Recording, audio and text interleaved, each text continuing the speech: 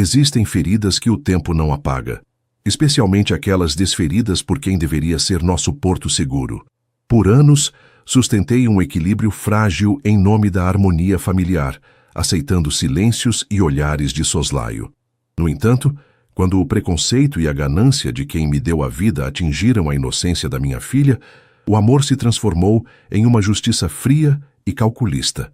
Esta não é apenas uma história sobre dinheiro ou propriedades, mas sobre o momento exato em que o respeito acaba e a verdade, escondida em gavetas esquecidas, decide cobrar o seu preço. Antes de começarmos essa história incrível, não se esqueça de curtir o vídeo, se inscrever no canal e contar pra gente nos comentários de onde você está ouvindo essa história. O ar de Curitiba estava especialmente cortante naquela tarde de sábado, mas dentro do casarão, no bairro do Bigorrilho, o clima parecia ainda mais gélido. Eu observava Maia, minha filha de 6 anos, correr pelo jardim com um vestido rosa que ela mesma escolhera. As fitas balançando enquanto ela perseguia um dos labradores da família. Era o seu aniversário, um dia que deveria ser cercado de doçura e celebração, mas eu sentia um peso no estômago que nem o melhor espumante servido pelos garçons conseguia dissipar. Meus pais, Otávio e Heloísa, sempre foram pessoas de aparências. Para os vizinhos e para os sócios do clube, eles eram o epítome da elite tradicional paranaense. No entanto, por trás dos muros altos e das eras bem cuidadas, a estrutura daquela família era mantida por fios de hipocrisia e um orgulho arcaico que eu, estupidamente, achei que o amor por uma neta poderia romper. A festa estava impecável. O cheiro de brigadeiro gourmet e quindim pairava no ar, misturado ao perfume caro das amigas de minha mãe. Cássio, meu irmão mais velho, circulava com uma arrogância natural, segurando seu copo de uísque como se fosse um cetro. Seus filhos, Enzo e Valentina, eram tratados como pequenos realeza pelos meus pais. O legado da família está em boas mãos. Eu ouvira meu pai comentar com um amigo mais cedo, enquanto apontava para Enzo. Aquela frase ecoou na minha mente como um aviso que eu preferi ignorar. Eu adotei Maia quando ela tinha apenas 6 meses. Ela não tem o meu queixo ou os olhos claros de Otávio, mas ela tem o meu coração de uma forma que ninguém jamais terá. Eu pensei que, após 5 anos convivendo com ela, eles finalmente a vissem como eu vejo, o futuro. Quando os últimos convidados começaram a sair e o sol se punha atrás dos pinheiros, deixando o céu com um tom alaranjado melancólico, meu pai me fez um sinal discreto. Beatriz, venha, até o escritório. Quero dar uma palavra com você antes de subirem. Senti um calafrio. O escritório de Otávio era um santuário de madeira escura, livros de direito encadernados em couro e um silêncio opressor. Entrei e o encontrei sentado atrás da imensa mesa de jacarandá. Minha mãe estava em pé perto da janela, observando o jardim agora vazio, as mãos cruzadas sobre o ventre, na sua clássica postura de silêncio condescendente. Sente-se, Beatriz, ele disse, sem olhar para cima enquanto organizava alguns papéis. O som das folhas de papel sulfite sendo batidas contra a mesa parecia um tiro no silêncio da sala. Decidi colocar as coisas em ordem. Com a idade, a gente começa a pensar no que fica. Chamei o Dr. Arruda hoje de manhã e finalizamos a atualização do meu testamento.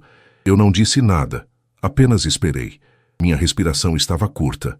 Quero que seja direto. Cássio receberá a maior parte das ações da empresa, como esperado. Enzo e Valentina têm fundos de reserva garantidos para a educação na Europa.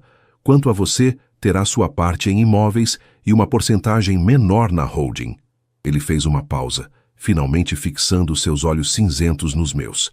Mas preciso ser claro. Sua filha, a Maia, não está incluída em nenhuma cláusula de sucessão ou herança direta. Apenas os filhos do seu irmão são netos de sangue. São eles que carregam o DNA dos Albuquerque. A herança deve seguir a linhagem verdadeira. O mundo pareceu girar devagar. Eu olhei para minha mãe, esperando qualquer sinal de protesto. Um leve franzir de testa que indicasse que ela achava aquilo uma crueldade. Nada. Heloísa continuava olhando para o jardim, como se estivéssemos discutindo o cardápio do jantar. Você está dizendo que, depois de 6 anos, Ela ainda é uma estranha para você? Perguntei, minha voz saindo mais baixa e firme do que eu esperava. Otávio suspirou, recostando-se na cadeira de couro que rangeu sob seu peso. Não seja emocional, Beatriz. Maia é uma criança adorável, e você sabe que nós a toleramos bem. Mas testamento é sobre legado, sobre perpetuação da espécie. Você escolheu esse caminho da adoção, mas não pode esperar que eu dilua o patrimônio que meus antepassados construíram com alguém que veio de lugar nenhum. Aquelas palavras foram como chicotadas. Lugar nenhum. Maia era a luz da minha vida, a menina que sorria para ele todas as manhãs e que o chamava de vovô, com uma pureza que ele claramente não merecia. Eu senti uma queimação subir pelo meu pescoço, mas não gritei. Não ali. Eu fechei os olhos por um segundo e lembrei de 10 anos atrás, quando a empresa da família quase ruiu durante a crise. E eu, usando a herança integral que minha avó Adelaide, a verdadeira força daquela família, havia deixado exclusivamente para mim, salvei o pescoço de Otávio. Lembrei das manobras fiscais e das transferências de propriedade que fizemos na época para proteger o patrimônio de credores. Entendo, eu disse, levantando-me lentamente. Vocês prezam muito pela linhagem e pela propriedade, não é? Otávio assentiu, achando que eu tinha aceitado a derrota. Ainda bem que você é racional, minha filha. É para o bem do nome da família. Saí da sala sem me despedir. Encontrei Maia na sala de estar, abraçada a um urso de pelúcia novo, com os olhos pesados de sono. Cássio passou por mim com um sorriso de canto de boca, provavelmente já sabendo do conteúdo do documento. Ele achava que tinha vencido. Meus pais achavam que o casarão onde viviam, e com seus tapetes persas e lustres de cristal, era a fortaleza inabalável deles. Enquanto eu dirigia de volta para o meu apartamento, com Maia dormindo na cadeirinha no banco de trás, a cidade de Curitiba passava como um borrão de luzes e sombras. Eles haviam esquecido um detalhe técnico crucial em meio a tanta arrogância. Naquela época da crise, para evitar que o casarão fosse a leilão, meu pai transferiu a escritura para o meu nome de forma definitiva. Eles moravam lá há uma década por minha pura benevolência e porque eu nunca quis ferir o orgulho do patriarca, mas o orgulho dele agora havia ferido a minha filha. E se Maia não era sangue do sangue dele para merecer um centavo, então ele não era família o suficiente para morar no meu teto. Peguei o celular e disquei para o Dr. Gustavo, meu advogado e amigo de longa data. Gustavo, desculpe a hora. Preciso que você desarquive aqueles documentos da propriedade do Bigorrilho. Sim, o casarão. Quero dar entrada em uma ação de reintegração de posse e notificação de despejo amanhã cedo. Não estou brincando. Se eles querem falar sobre o que é de direito, vamos falar a língua deles. Desliguei o telefone e olhei pelo retrovisor para o rosto calmo de Maia. Eles achavam que a casa era deles. Eles haviam esquecido quem pagava o IPTU, quem custeava as reformas e, principalmente, de quem era a assinatura no registro do imóvel. A vingança, e para mim, não seria um prato frio, seria um documento oficial entregue por um oficial de justiça em uma manhã nublada. A manhã de segunda-feira em Curitiba surgiu envolta em uma névoa densa, típica daquela época do ano, transformando a paisagem urbana em um cenário de tons pastéis e contornos imprecisos. O frio de 10 graus batia contra o vidro do meu escritório improvisado em casa, mas eu mal sentia a temperatura. Minha mente estava em chamas, revisitando cada palavra dita por Otávio no sábado à noite. Linhagem verdadeira. Aquela expressão ecoava como um zumbido persistente no meu ouvido, uma frequência irritante que me impedia de focar em qualquer outra coisa. Olhei para Maia, que terminava de comer seu iogurte na cozinha, alheia à tempestade que eu estava prestes a desatar sobre a cabeça dos seus avós. Para ela, o mundo ainda era um lugar de descobertas e carinho. Para mim, havia se tornado um campo de batalha jurídico onde a justiça era a única moeda de troca válida. Depois de deixar Maia na escola, dirigi até o centro cívico para me encontrar com o Dr. Gustavo. O escritório dele era um reflexo da sua personalidade, minimalista, com janelas imensas que davam para o Museu Oscar Niemeyer e um cheiro onipresente de café recém-moído, e papel novo. Gustavo me recebeu com um aperto de mão firme e um olhar de quem já sabia que a conversa seria densa. Beatriz, eu revisei os arquivos que você me pediu. Realmente, a situação é exatamente como nos lembramos de 10 anos atrás. Ele disse, gesticulando para uma pasta de couro sobre a mesa. Durante a reestruturação da dívida da Albuquerque Participações, o casarão do Bigorrilho foi transferido para o seu nome como parte de uma dação em pagamento pelas dívidas pessoais que seu pai tinha com você. A escritura está registrada no seu CPF, sem cláusulas de usufruto vitalício. Foi uma transferência plena. Eu senti um peso sair dos meus ombros, mas foi substituído por uma frieza cortante. Sentei-me na cadeira de couro preto e respirei fundo, sentindo o aroma do café que Gustavo me servira, mas meu paladar parecia anestesiado. Eles agem como se fossem os donos do mundo, Gustavo. Meu pai humilhou a Maia. Ele a tratou como uma intrusa no próprio aniversário dela, alegando que ela não faz parte da família. Ele se esqueceu de quem o salvou da falência e de quem, tecnicamente, permite que ele durma naquele quarto de luxo todas as noites. Gustavo assentiu, ajustando os óculos. Legalmente, Beatriz, eles são seus ocupantes por mera tolerância. Como não há um contrato de aluguel ou comodato formalizado, você pode solicitar a retomada do imóvel a qualquer momento. Eu já preparei a notificação extrajudicial pedindo a desocupação em 30 dias, conforme sua instrução. Saí de lá com um envelope pardo debaixo do braço, sentindo o papel áspero contra meus dedos. Eu não queria que as coisas chegassem a esse ponto, mas a passividade da minha mãe, Heloísa, foi o que mais me doeu. Ela sempre foi a mediadora, o pilar de sensatez, mas seu silêncio no escritório foi uma escolha deliberada de ficar ao lado do patriarcado e do preconceito em vez de defender a neta. Dirigi por Curitiba sem rumo por algum tempo, passando pelas ruas arborizadas do Batel, vendo as pessoas apressadas com seus casacos longos.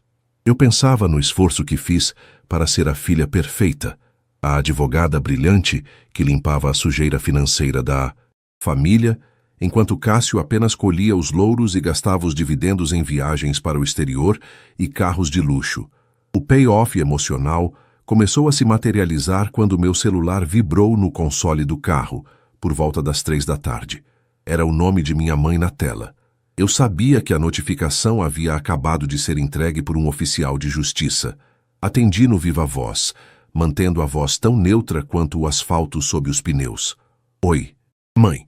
Do outro lado, o tom de Heloísa era uma mistura de confusão e pânico contido. Beatriz, o que significa isso? Chegou um homem aqui, um oficial, com um papel dizendo que temos 30 dias para sair de casa.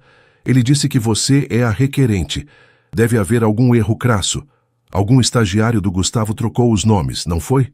Não há erro nenhum, mãe, respondi, sentindo um nó na garganta, mas forçando-me a engolir a hesitação. No sábado, o pai me deixou bem claro que Maia não pertence à família Albuquerque, porque não tem o sangue dele.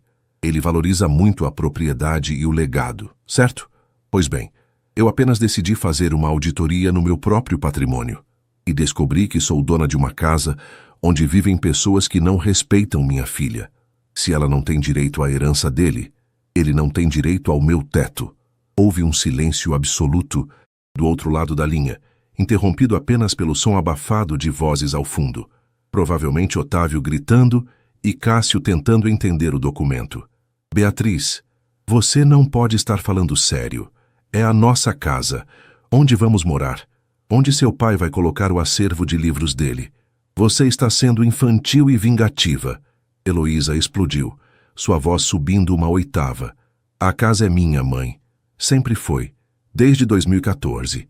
Eu só nunca cobrei, porque achei que havia respeito mútuo. Como o pai decidiu que agora as regras são estritamente baseadas em legalismo e DNA, eu decidi seguir a mesma lógica. Vocês têm 30 dias. Se quiserem contestar, falem com o Dr. de Gustavo. Ah, e avisem ao Cássio que a garagem onde ele guarda o Porsche também está incluída na reintegração. Desliguei antes que ela pudesse responder. Minhas mãos tremiam levemente no volante, mas não era de medo. Era de uma libertação que eu não sentia há anos. Cheguei em casa e comecei a preparar o jantar de Maia. O cheiro de frango com ervas começou a preencher o apartamento, um contraste reconfortante com a frieza do dia. Por volta das 19 horas, a campainha tocou insistentemente. Eu já esperava. Olhei pelo olho mágico e vi a figura imponente de Otávio, o rosto vermelho de fúria, e Cássio logo atrás, com as mãos nos bolsos e uma expressão de descrédito. Abri a porta apenas o suficiente para que eles me vissem, mas mantive a corrente de segurança.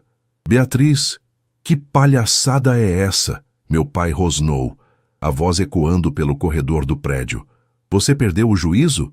Acha que um papelzinho de um oficial de justiça muda o fato de que eu construí aquela vida? O papelzinho, como você diz, é uma escritura pública registrada no 4º registro de imóveis. Pai, retruquei, mantendo o contato visual. Você a assinou com a própria mão quando precisou que eu pagasse suas dívidas com o banco. Você esqueceu disso porque foi conveniente, assim como esqueceu que Maia é sua neta porque não convém ao seu orgulho. Agora, por favor, saiam da minha porta. Tenho uma filha para colocar na cama e ela não precisa ver o avô sendo escoltado pela segurança do condomínio. Cássio tentou intervir, um sorriso sarcástico nos lábios. Pia, vamos lá, você está exagerando. O velho só falou umas verdades sobre o testamento. Não precisa desalojar nossos pais por causa de um capricho e... Verdades, Cássio. Então a verdade é que Maia não é nada para vocês. Ótimo. A minha verdade é que eu sou a proprietária e vocês são invasores. Boa noite para os dois. Fechei a porta e encostei as costas nela, ouvindo os murros de Otávio na madeira por alguns segundos, até que os seguranças, que eu já havia alertado por interfone, chegassem para retirá-los. O silêncio que se seguiu foi o mais doce que já experimentei. Eles achavam que o poder estava no sobrenome, mas estavam prestes a descobrir que, no mundo real, o poder pertence a quem detém os títulos de posse. A guerra estava apenas começando, e eu não tinha a menor intenção de recuar.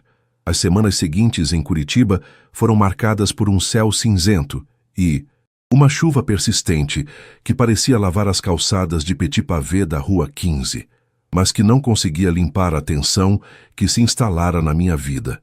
O silêncio no meu apartamento, antes um refúgio de paz com Maia, agora era preenchido pelo som abafado de notificações de mensagens e o eco das minhas próprias preocupações. Eu sabia que Otávio não aceitaria a derrota de forma passiva. Ele era um homem moldado pelo poder e pela influência. Alguém que acreditava que o sobrenome Albuquerque era um escudo capaz de repelir qualquer lei que não lhe fosse favorável.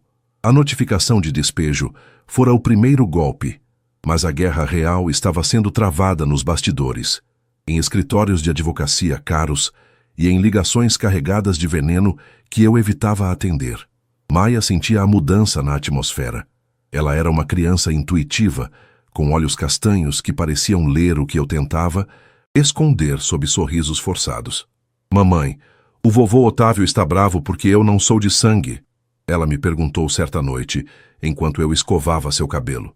O cheiro de shampoo de camomila inundava o quarto, um aroma que deveria ser sinônimo de segurança, mas que naquele momento me trouxe uma pontada de tristeza profunda. Minhas mãos pararam por um segundo. A inocência dela fora manchada por um conceito que ela sequer deveria compreender. Ajoelhei-me na sua frente, segurando suas mãos pequenas. Meu amor, algumas pessoas são tão pobres por dentro que só conseguem contar o que tem no sangue, e não o que tem no coração. O vovô está equivocado, e a mamãe está cuidando para que ninguém nunca faça você se sentir menos do que você é, a dona de tudo o que eu tenho. Enquanto isso, a pressão externa aumentava. Linneu, um primo distante e advogado que sempre orbitou a fortuna do meu pai como um satélite oportunista, tentou me abordar na saída do shopping Pátio Batel. O vento frio cortava o rosto e o barulho do tráfego na avenida do Batel formava um ruído branco irritante. Beatriz, você está sendo irracional, ele disse, ajustando o cachecol de grife. Otávio está preparando uma ação para anular aquela transferência de 10 anos atrás. Ele vai alegar vício de consentimento, dizer que você o coagiu durante a crise financeira. Você vai destruir a família por causa de uma teimosia? Olhei para Linneu com um desprezo que ele nunca tinha visto em mim. Teimosia, Linneu? Meu pai excluiu minha filha do testamento na frente dela. Ele a chamou de nada. Se ele quer alegar vício de consentimento, que tente. Eu tenho os comprovantes bancários de cada centavo que injetei na empresa dele para salvá-lo da cadeia por sonegação na época. Ele quer abrir essa caixa de Pandora? Avise que eu tenho a chave e o mapa. Voltei para casa com o coração acelerado. Eu precisava ser mais rápida. O Dr. Gustavo me ligou logo em seguida, sua voz soando tensa através do viva-voz do carro. Bia, eles entraram com um pedido de liminar para suspender o despejo. Estão alegando que sua mãe tem saúde frágil e que a remoção causaria um dano irreparável. Além disso, o Cássio está tentando bloquear suas contas sob o argumento de má gestão do patrimônio familiar. Eu apertei o volante com tanta força que meus nós dos dedos ficaram brancos. Eles estavam jogando sujo, usando a saúde de Heloísa, que passava as tardes em chás beneficentes, como moeda de troca emocional. Gustavo, eles querem dano irreparável? Pois vamos dar a eles a realidade. Quero que você anexe ao processo as notas fiscais das reformas que eu paguei no casarão nos últimos 5 anos. O telhado novo, a fiação, o sistema de segurança, tudo saiu da minha conta pessoal. Se eles são apenas moradores por tolerância, como o pai gosta de dizer, eles devem o reembolso imediato dessas benfeitorias, ou o valor será abatido de uma eventual indenização por ocupação indevida. A verdade é que Cássio era o ponto fraco. Eu sabia que meu irmão estava afundado em dívidas de jogo e investimentos, mal-sucedidos em criptomoedas, algo que ele escondia desesperadamente de Otávio. Ele precisava daquela herança e precisava que o casarão continuasse sendo o lastro da família para conseguir empréstimos bancários. Em uma tarde chuvosa, decidi marcar um encontro com minha mãe em uma confeitaria tradicional no bairro Mercê. O cheiro de café passado e torta de maçã com canela era nostálgico, mas a mulher sentada à minha frente parecia uma estranha. Heloísa usava um conjunto de pérolas que eu lhe dera de aniversário, o que tornava tudo ainda mais irônico. Beatriz, por favor, pare com isso. Ela implorou, a voz trêmula. Seu pai não dorme mais. Ele está obcecado em provar que você é ingrata. Cássio diz que vamos ficar na rua. Olhei para ela, ignorando o pedaço de bolo à minha frente. Mãe, por que você não disse nada naquele dia? Por que deixou que ele falasse da Maia daquela forma? Ela baixou os olhos, mexendo no açúcar do café. Você sabe como ele é, Beatriz. Tradição de sangue. Para ele, essas coisas são sagradas. Eu ri. Um som seco que atraiu alguns olhares nas mesas vizinhas. Sagradas? Ele quer tradição, mas mora de favor na casa da filha que ele despreza. Mãe, eu não vou recuar. Se vocês querem paz, convença o pai a assinar um documento reconhecendo os direitos sucessórios da Maia de forma irrevogável. Ou no dia 30 deste mês, o caminhão de mudança estará na porta e as fechaduras serão trocadas. Eu não me importo se o Cássio terá que vender o Porsche dele para pagar um aluguel para vocês. Ele que trabalhe, pela primeira vez na vida. Saí da confeitaria sentindo o peso do mundo, mas também uma clareza cortante. Eu não era mais a menina que buscava aprovação. Eu era uma leoa protegendo sua cria. Ao chegar em casa, encontrei um envelope sob a porta. Não era do tribunal. Era uma carta escrita à mão pelo Cássio, cheia de ameaças veladas e ofensas contra a origem da Maia. Ele tinha perdido a linha. No entanto, ele cometeu um erro fatal. Mencionou que papai nunca saberia o que eu fiz com as ações que ele me deu antecipadamente. Aquilo era a prova que eu precisava. Cássio tinha penhorado parte das ações da holding familiar para cobrir suas dívidas, algo que Otávio, com seu orgulho de patriarca, consideraria a traição suprema. Eu tinha o trunfo final nas mãos. A vingança não era apenas tirá-los da casa, era mostrar a Otávio que o sangue que ele tanto protegia era o mesmo que estava destruindo o legado dele pelas costas, enquanto a filha que ele renegava era a única que realmente zelava pelo que era sólido. Preparei um novo dossiê naquela noite, ouvindo a chuva bater contra a janela. O frio de Curitiba era intenso, mas eu estava aquecida por um propósito inabalável. O próximo passo não seria apenas jurídico, seria o desmoronamento do castelo de cartas que eles chamavam de família. Eu olhei para o porta-retrato na minha mesa, onde Maia sorria em uma praia de Santa Catarina, o sol iluminando seu rosto. Por ela, eu derrubaria qualquer império.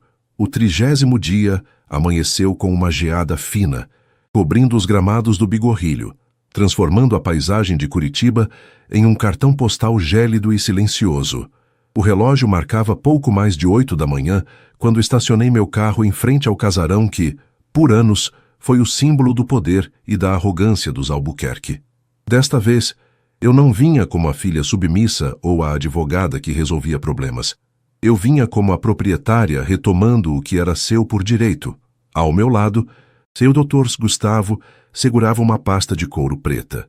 E logo atrás, 2 caminhões de mudança e um oficial de justiça aguardavam o sinal. O ar que eu respirava parecia mais leve, apesar do frio que cortava a pele. Aquele era o dia do acerto de contas, o momento em que a estrutura de mentiras e preconceitos de Otávio finalmente desmoronaria sob o peso da própria ganância.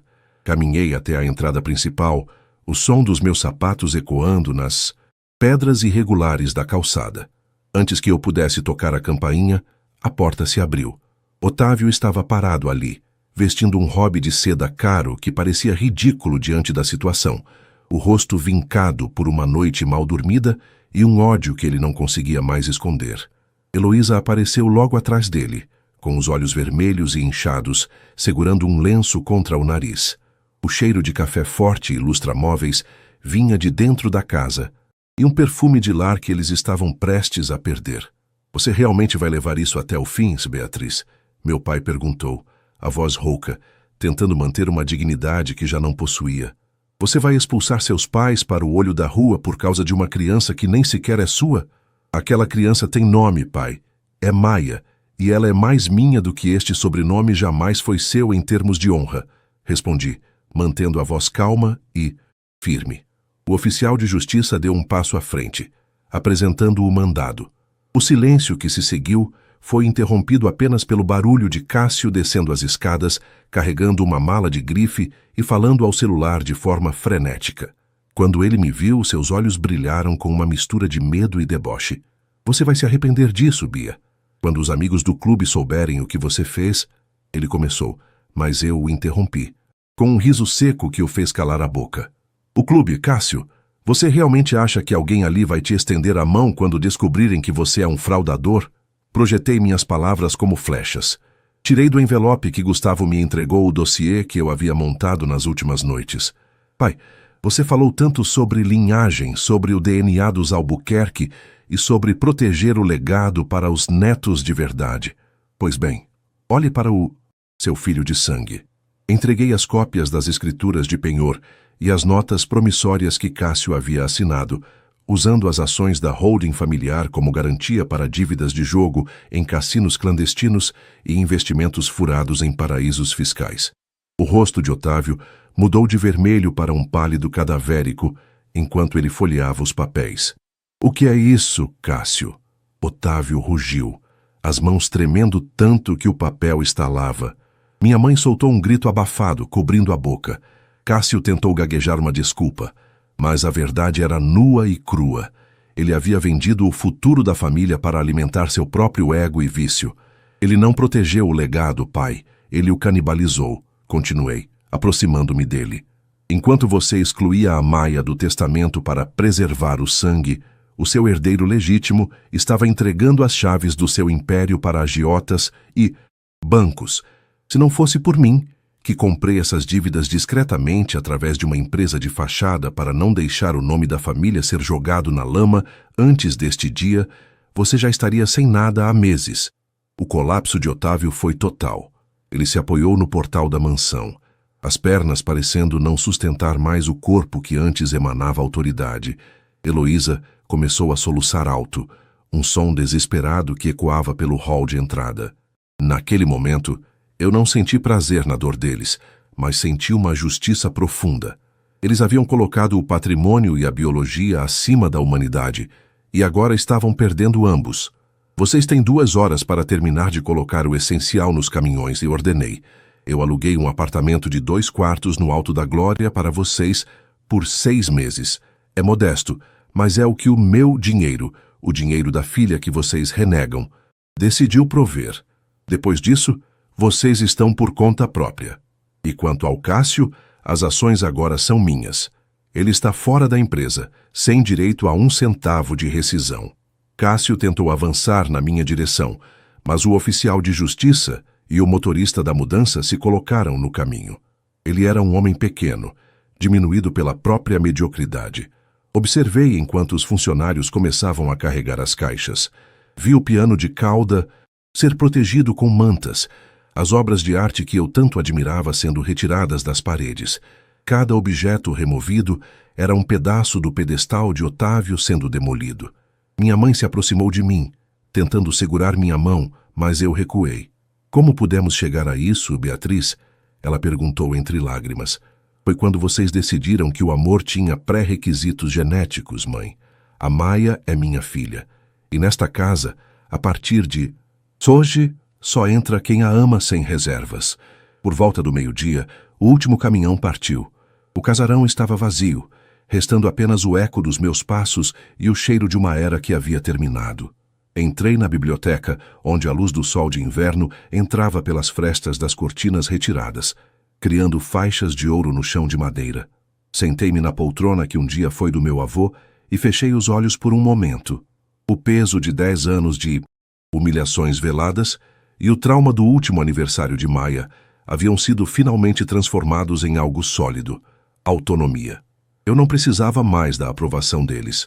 Maia não precisava de um testamento para ser alguém. Peguei o celular e liguei para a escola. Oi, minha querida. Sim, a mamãe está terminando de organizar as coisas. Hoje vamos dormir na nossa casa nova, aquela com o jardim grande que você gostou. Sim, pode trazer todos os seus brinquedos. Sorri ao ouvir a risada dela do outro lado da linha, um som que valia mais do que qualquer escritura ou ação de holding. Eu sabia que a jornada de Maia seria marcada por essa história, mas eu me certificaria de que ela soubesse que sua mãe lutou para que o mundo dela fosse construído sobre rocha, não sobre areia movida por preconceitos. À tarde, vi o carro de Cássio se afastar, levando meus pais para a nova e reduzida realidade deles. Eles teriam tempo de sobra para refletir sobre o que realmente constitui uma família enquanto observavam as paredes de um apartamento comum. Eu, por outro lado, caminhei até o portão e troquei o código de segurança. O vento de Curitiba continuava soprando, mas eu já não sentia frio. Olhei para o céu azul límpido e respirei o ar da liberdade. A vingança não tinha sido sobre destruir pessoas, mas sobre reconstruir a dignidade que eles tentaram nos tirar. O casarão do Bigorrilho agora tinha uma nova dona, e pela primeira vez em décadas, ele teria algo que nunca teve antes: um amor que não pedia nada em troca, além de um sorriso. A história dos Albuquerque, como meu pai a conhecia, havia acabado. A nossa e a minha e a de Maia estava apenas começando, escrita com a tinta da verdade e a força de quem sabe que o verdadeiro legado não está no sangue, mas na alma de quem escolhemos amar.